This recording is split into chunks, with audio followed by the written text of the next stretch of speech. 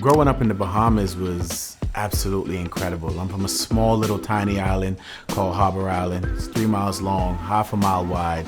We're surrounded by just beautiful, clear ocean waters. We were a family that didn't have a lot, but it was joyous, and we stuck together. That was the most important thing, was that we stuck together.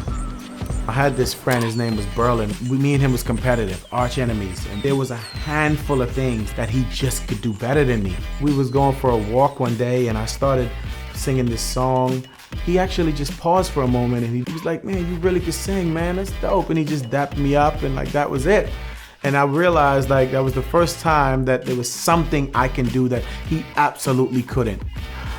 I was singing all the time after that. And slowly but surely, I discovered my gifting was music and singing, particularly in songwriting. It all started from a rivalry with one of my homies that turned into recognizing that it was God's calling for my life. I had an opportunity with a record label. I was opening up for a lot of secular acts, Naughty by Nature, to the Boyz II Men's, to the Bruno Marses, and they were really trying to make me the next Tyrese. And I was young, I had the little six-pack going on. They wanted me to flex my stuff on stage and be a ladies' man. And my wife, in all of her prayers and conviction, she just knew that it was gonna end up being the end of me, and probably the end of us, and the end of my life if I stayed there.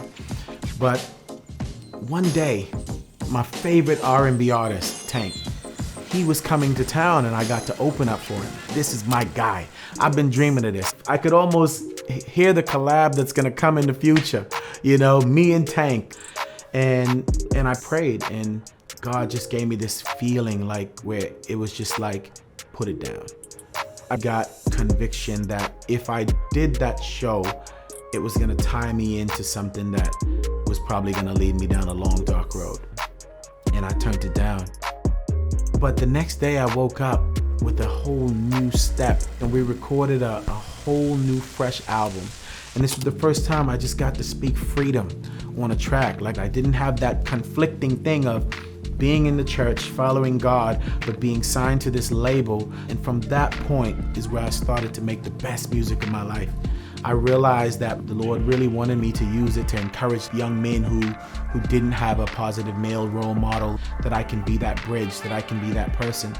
My music is only a ship to bring people to the truth, so that ultimately I could lead them to Christ through the positive lyrics and through the things that I say. This is only the beginning.